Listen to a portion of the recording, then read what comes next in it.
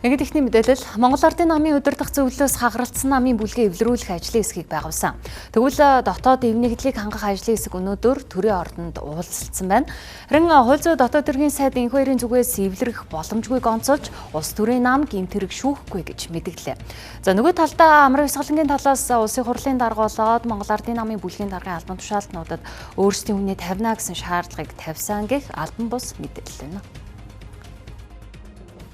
Монгол Ардын намын 68 бүлэг 2 талцсаар байвал засгийн газар цаг үеийн шинжтэй яаралтай горимээр өргөн барьсан хуулиудаа батлуулж чадахгүй байх. Цаашлаад улс орны эрх ашигт хамаатай эрх зүйн шинжилгүүд ч зогсон байдалд орох эрсдэлтэй. Түүнчлэн дотоод тэмцэл хэвээр байвал 2027-2028 оны сонгуулиудад амжилт үзүүлэхгүй гэдэг болгоомжл бий. Иймээс ч бүлгийн хуваагдлаа эцэлж эв нэгдлийг хангуулах ажилд Монгол Ардын намын ахмад гишүүдийг дайшлаад байгаа билээ. Тэгвэл улсын хурлын дарга Амар Хясгалангийн нүүрсний хулгайн хэрэгтэй холбоотой хэмээн удаа дараагийн улс төрийн мэдээлэл хийсэн хууль зүйн дотоод хэргийн сайд энх хоёрын зүгээс хулгайг нам шүүхгүй гэж мэдгдлээ.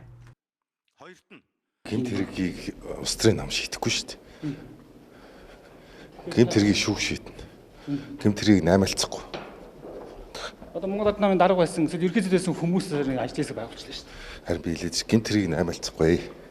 Хулгайтай эвлэрэхгүй. Харин эвлэрлийн ажлын хэсгийг ахалж байгаа Хүрлбаатарын зүгээс дэлхийн нийтийн эдийн засгийн нөхцөл байдал эзэгтэй байгаа энэ үед зайлшгүй эвлэрэх шаардлагатай гэж тайлбарллаа.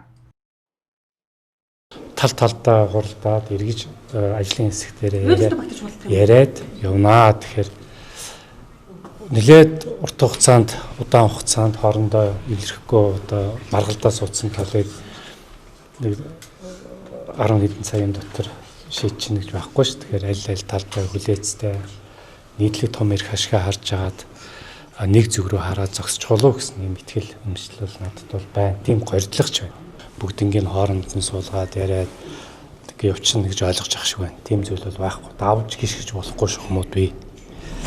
Тэгэхээр түүний нэг нь бол одоо хууль байгаа. Тэгэхээр хуультай холбоотой асуудлууд хуулийнхаа дагуу шийдэгдэнэ гэж ойлгож болно таа бүгд. Зээгөө Монгол Ардын намын удирдах зөвлөлөөс байгуулсан ажлын хэсэг 33-35 бүлэгтээ ээлжлэн уулзаж санал шаардлагуудыг нь сонсож улс орны том эрх ашигаа бодоод эвлэрэх байх гэсэн хүлээлттэй байна. Харин улсын хурлын даргасан Амар Хясгалангийн талаас улсын хурлын даргын суудлыг бодоод улсын хурал дахь Монгол Ардын намын бүлгийн даргын албан тушаалуудыг авч үлдвэл эвлэрнэ гэсэн саналыг өчигдөр болсон удирдах зөвлөлийн хурлын үеэр тавьсан мэдээлэл байна.